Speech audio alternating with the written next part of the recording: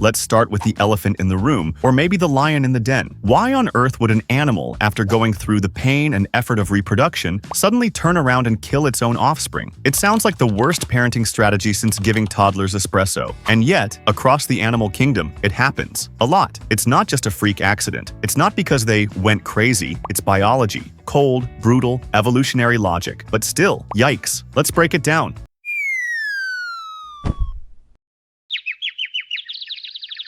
Survival of the fittest. We hear this phrase all the time, but in nature it's not a metaphor. Sometimes only the strongest offspring are worth investing in. If a chick is weak or sickly, a parent bird may simply push it out of the nest. That's not neglect. That's resource management. Harsh? Yes. But imagine having 5 mouths to feed during a famine. If one baby can't keep up, investing in it might endanger the rest. In storks, eagles, and pelicans, siblicide is not only tolerated, it's practically a feature. The firstborn often pecks the second to death, and parents just watch.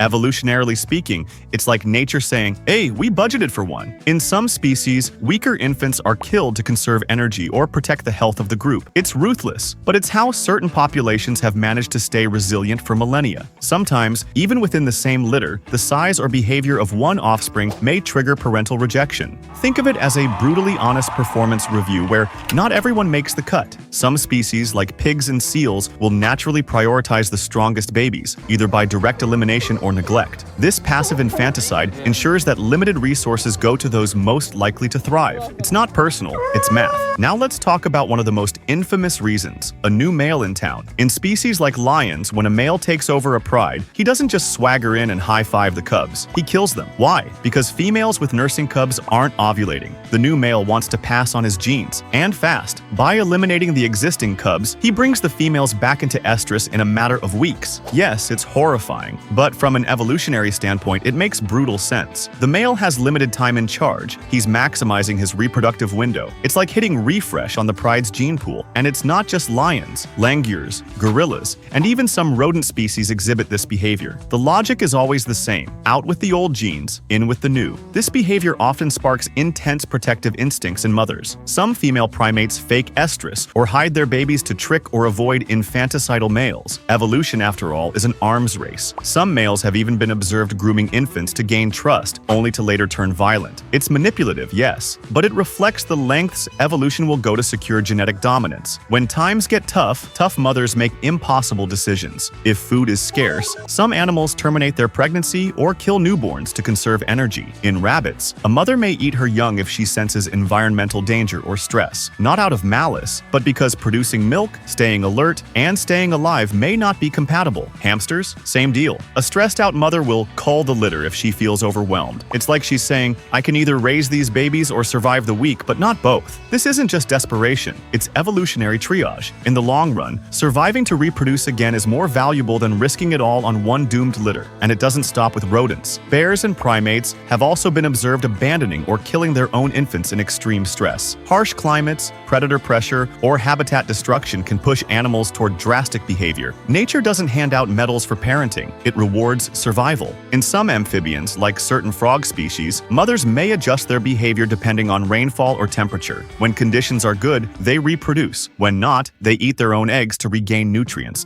Nature is nothing if not pragmatic. Extreme environmental conditions can even alter brain chemistry. In some animals, maternal behavior is hormonally suppressed during food shortages, making the mother more likely to reject or attack her young. It's evolution flipping the switch from nurture to survive. Sometimes it's not just about cutting losses, it's about making gains. In some species, killing and consuming their young can actually provide a nutritional boost. Fish like the sand goby are known to eat parts of their clutch. It's not because they're hungry, it's often to improve the odds for the remaining eggs. By reducing the number of mouths to care for, they boost the survival chances of the rest. Plus, hey, protein. Some scientists even argue that this kind of cannibalism is strategic. It helps parents regain energy lost during reproduction, allowing them to try again under better conditions. Spiders and amphibians do this too. Cane toads, for example, will eat tadpoles that aren't their own, and occasionally their own, especially when food is limited. It's the circle of life. If the circle was a loop back to breakfast, this makes baby eating less like a horror movie and more like calorie budgeting, which is, admittedly, still horrifying, but slightly more understandable. In fact, some species even use it as a population control mechanism. Too many young? Let's reduce numbers and stabilize the environment. It's gruesome, but oddly efficient, and it's not always the parents. In crowded aquatic environments, adult fish of the same species sometimes eat juveniles just to balance the food chain within their microhabitat.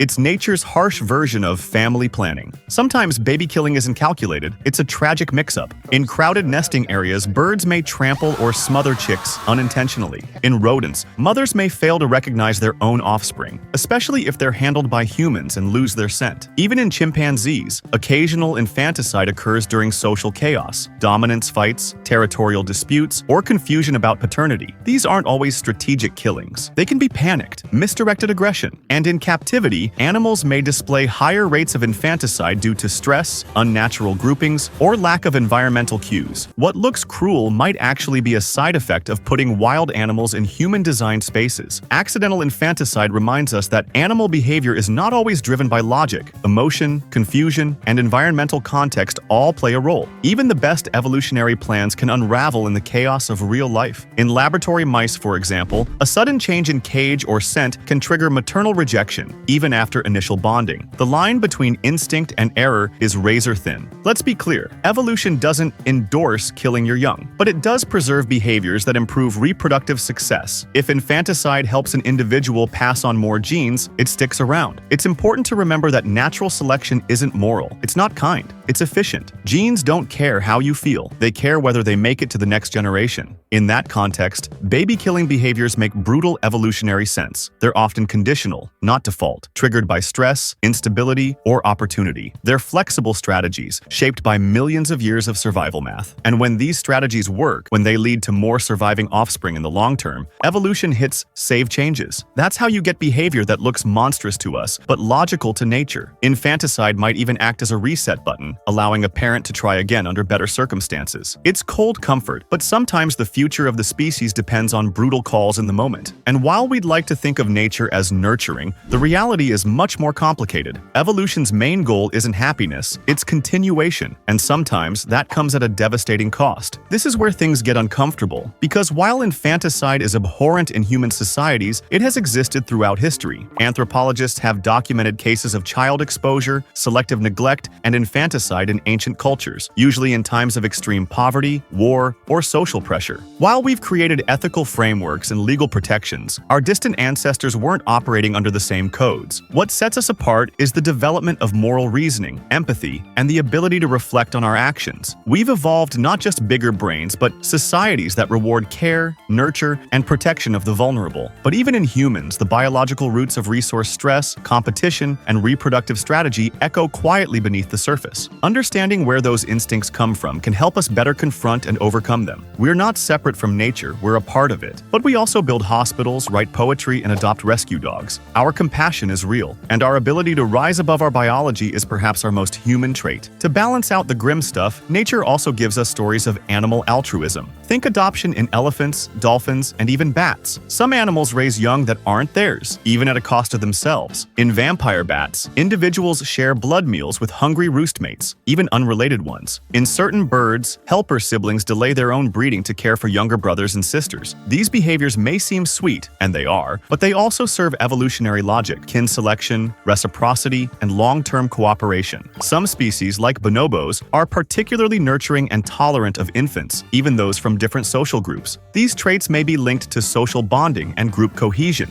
beneficial qualities in highly intelligent animals. And even within species that commit infanticide, individuals sometimes adopt or protect orphaned young under special conditions. Biology is messy like that. It's not black and white, it's a spectrum of possibilities. So, why do animals kill their young? Because nature isn't fair. It's strategic. It's a cold equation of resources, genes, and survival odds. It's deeply unsettling, but it's also a window into how evolution shapes behavior, not with kindness, but with consequences. And in the end, maybe that's what makes us human. Not that we escaped nature's logic, but that we chose to rise above it. Just don't give your hamster a reason to panic, or a mirror, or too much broccoli. They're doing their best. And honestly, so are we.